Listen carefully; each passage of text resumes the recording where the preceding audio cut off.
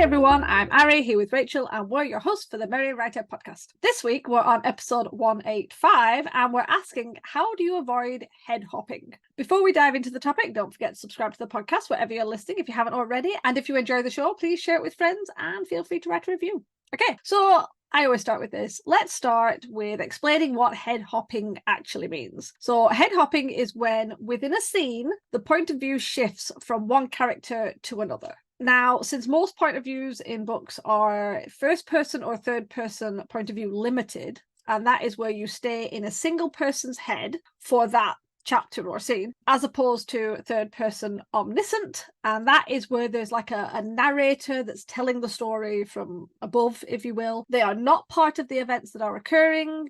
It's not a specific character, it's more like a floating head, so they kind of see everything. You'll see it in those ones where it's like, little did John know that death was round the corner, because we're not in John's head, we are above it, and we can tell that he's about to meet death. Maybe in a car park, maybe in a cafe, who knows, wherever death wants to hang out. There we go. Where was I with this? Okay, yeah, a quick note on omniscient, I'm probably pronouncing that wrong, omniscient POV. It can sometimes feel like head hopping because there is a time when the narrator, that sort of looks over the top, can actually shift closer to the events and will give the reader a feel from each character's perspective, which means there is a kind of shifting perspective. But since most writers don't actually use the narrator style POV and prefer to use first or third person limited, where the characters can actually experience the story within a character or character's perspective, separated by chapters, that's what we're discussing. So we're going to ignore the omniscient part. I hope that makes sense. No, it does. I just want to add that, we're talking about head hopping, and it seems like it's such a straightforward thing, whether you do it or you don't do it. I mean, you're not supposed to do it. You shouldn't do it. But it's actually a lot harder to avoid than it sounds.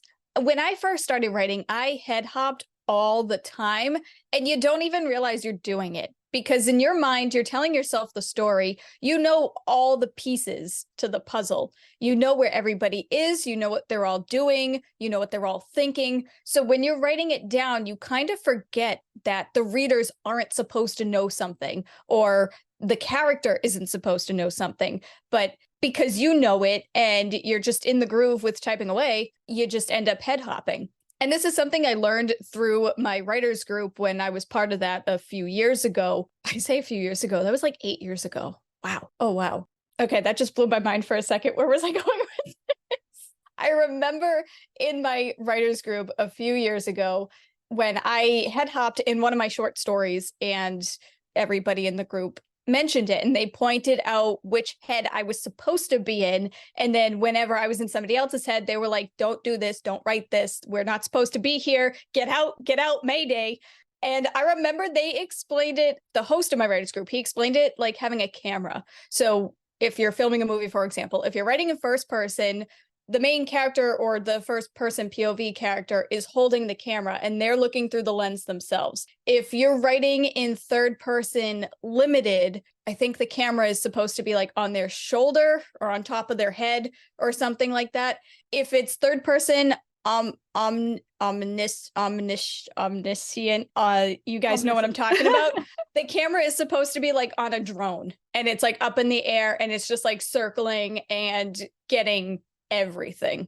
I don't know about second POV because no one really writes in second POV, but that's the way it was explained to me. So hopefully that all made sense. That's a good way of doing it. Yeah, that's it exactly. That it's like a drone floating around and it can see everything. Yeah, actually that's a really good analogy. I used to think of it like if you were playing a computer game and you were like first person shooter, so you could see, you could know where you're going, you didn't know what was around the corner, and the people, if your friends were playing and they were in a different part of the building, they didn't know where you were. Obviously you can't on computers because you can see it, but pretend you can. You're looking at your own screen and what you're doing. And then there was like if you play Lemmings and you're in control and you see all the lemmings and you're doing that. But I think yours is actually a way better way of describing it. Well, I think it's great because we all view our books as movies. Like when we're typing it out, we picture it in our head as if it's a movie. So I think having the camera analogy, it makes perfect sense. It's like we're going through the first person character as if they're just carrying a camera around with them and they're filming their life or their journey or whatever they're doing. It's weird that you said that, because I was thinking about that, how it is a movie. We play it in our heads. When we read, we play it in our heads. But when you're watching a movie, most of the time the camera isn't on one person. It will flick from one person's face to then the next person's face. And I think that's why head hopping is so easy to fall into. Because when we talk about limited POV, it's when we stick to one character at a time, and that is important. It can still be a multiple character story with multiple POVs, but to do that, you need to keep track of whose head you're in and when. So if you're head hopping within a scene, which is possible, you need to create a break in the flow. So if you head hop within a specific scene, it breaks the flow, because your readers are trying to figure out who the heck they're experiencing the event through. They can fall out of that spell of immersion that you're supposed to create with stories, where you're sort of in the world with them. So that's not what you want, and it really can mess things up. The best way to tackle head hopping is to make sure that each scene or chapter is focused on just one character, and make a note of that when you're writing. It's like in my Scrivener file, I have the inspector section at the side. I think it's called the inspector, and I always put a note on with like time of day, date, and whose point of view it's meant to be, to remind myself, because that can be a bit of a pain. One of the issues I had was I would start a scene in a certain POV for like the first paragraph, and then the rest of the scene would be in somebody else's POV, and it really messed me up, and I didn't always see it. And I've actually the way I got round that, well, once I spotted that I made that mistake, is I wrote the scene twice, or the chapter twice, and one would be in one person's POV and the other would be in the other person's POV. And I've done that quite recently a lot with my current whip, the Blessed. And by sort of separating the two out and very, very actively being like, right, I'm only in this character's POV, and then repeat it in the other one, it gave me two scenes that I could then go, okay, I know why I head hop, because it's actually better in this person's point of view rather than this one over here. So obviously it is double the work, but you know what? Sometimes it actually works, because you can get an interesting concept by changing the POV in a scene. However, I'm just going to segue. If we're talking first person point of view, that usually occurs in chapters. That is where each chapter is a specific person, and you'll often have like the chapter name or number at the top, and then the person's name underneath that, so you know exactly who you're supposed to be following in that chapter. But if you write third person point of view, that can be different, because you can have a better ability to shift to a different character mid-chapter, but not mid-scene, right? We don't want to be in Emma's head in the middle of an argument, and then the next line we're in Derek's head while he's screaming back at her. We don't want that. So in that sense, what you would have to do is, when the situation shifts and you want to move to the other person's point of view, you would create a soft break. And that is the scene break that's like just a space between two paragraphs. And that allows the reader to know that you've now shifted into somebody else's point of view. Obviously, a soft break is not always to change point of view, just so you know, but that's usually where it happens if you're writing multiple POV. And as long as you make it really clear that you're now in somebody else's point of view. And a little quick point, I feel like I have to say it, because you just don't know. It's recommended to only do that and split a scene with a soft break for two characters. If you have multiple POVs, please do not add several soft breaks throughout a chapter so that everybody's point of view is in there. Nobody needs that many points of view in one chapter. Split them out if you have to do that. Redo the scene in the next chapter from somebody else's point of view if you really want to do that. It should only be like two people. But again, most of the time, I know most people, when they write third person point of view, will actually still split chapters to be one character or another. But again, that in the middle of the scene can work if you use a soft break.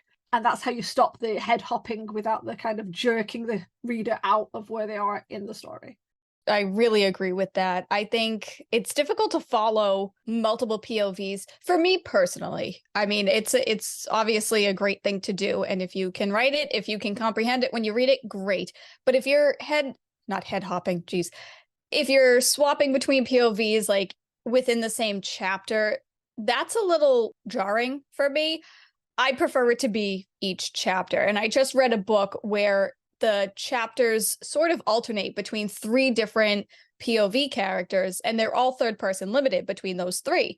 But as I read the book, now, granted, this is a book that I was rereading and completely forgot the ending. Throughout the book, or throughout the series, I should say, it mostly went between 2 of the characters, and every once in a while we would see that third character POV. There is a reason for that, but I remember as I was reading it and I was like, well, this is stupid, it's not even, why isn't it even? And it bothered me. And then I got to the end of the book and I was like, that's why we weren't supposed to see that character's POV. It was, kind of like a double agent type thing, but it was well done and I enjoyed it. I was confused at first, but I enjoyed it and it was really well done. And Ari, when you mentioned earlier about how you were like head hopping in The Blessed, and you would write the scene with one character's POV and then write the same scene in another character's POV, I find that to be such a great way to figure out whose POV you should be in. And that's actually one of the best ways to avoid head hopping altogether.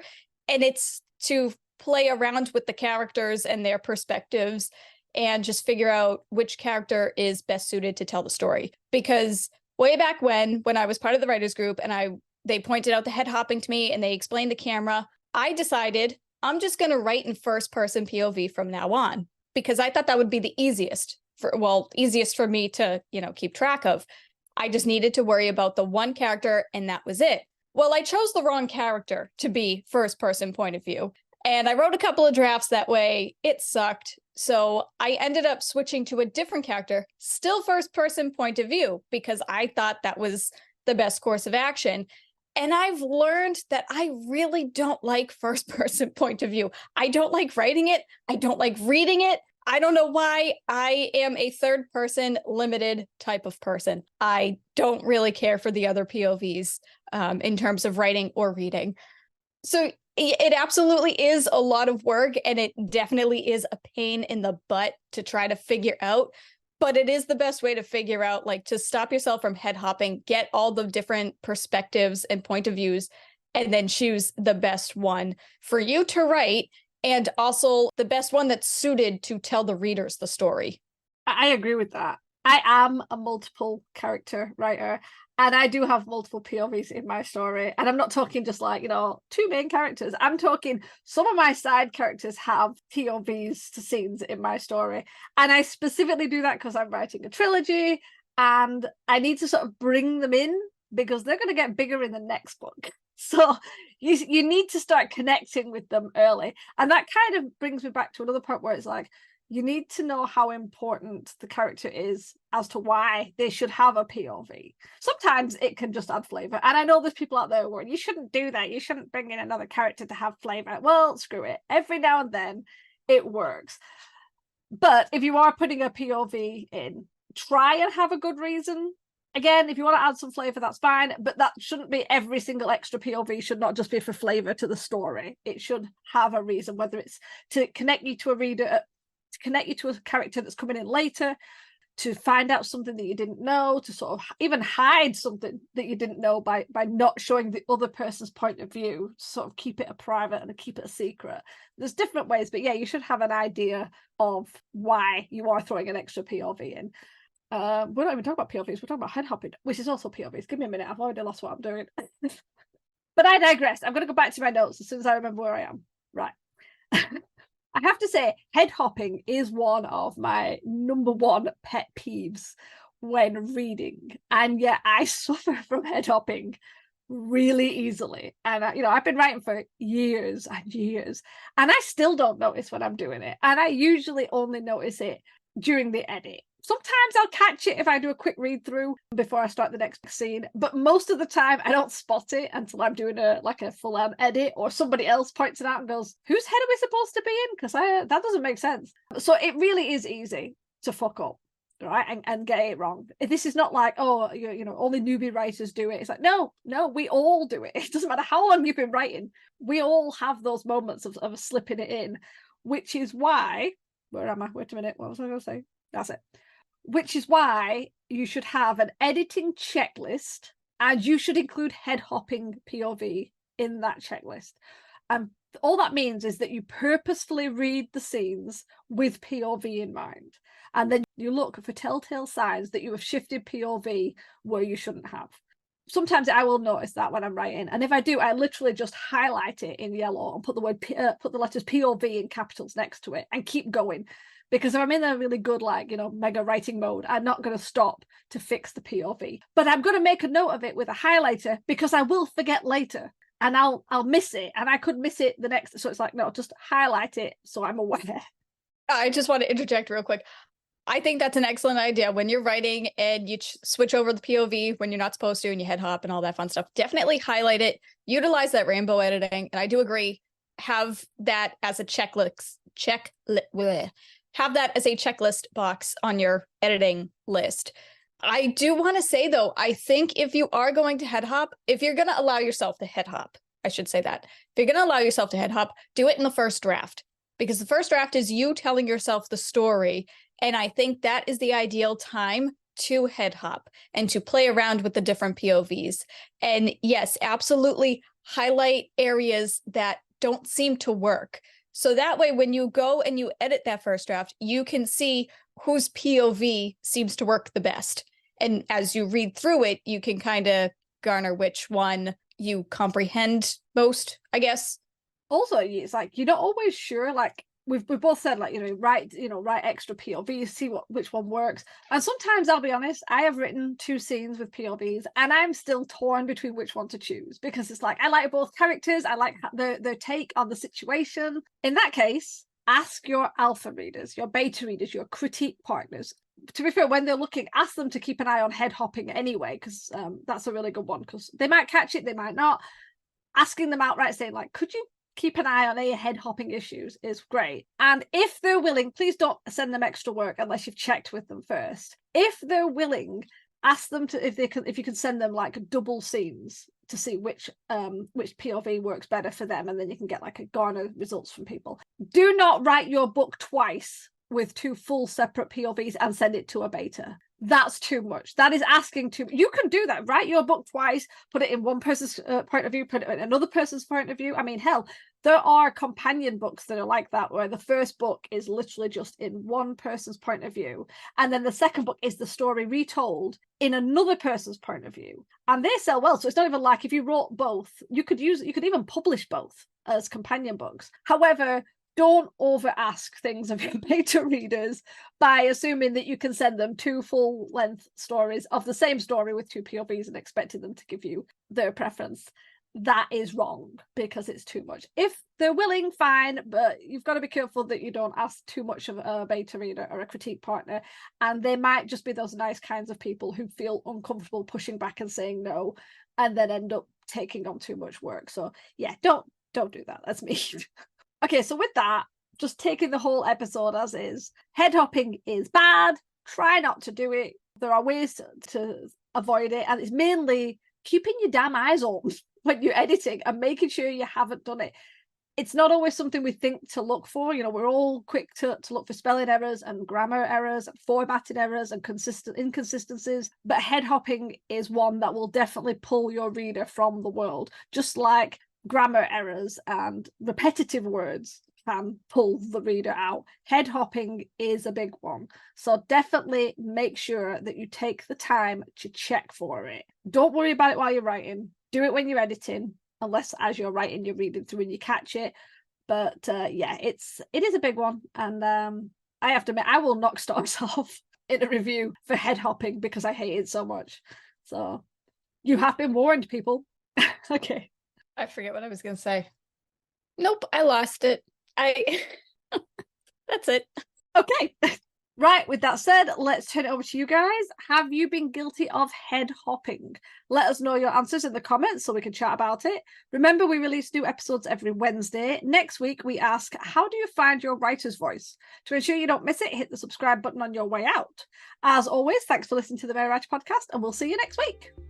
This podcast is brought to you by Reams of Paper, We're Killing Trees. The music, titled Inspired, is by Kevin MacLeod, licensed under Creative Commons 4.0.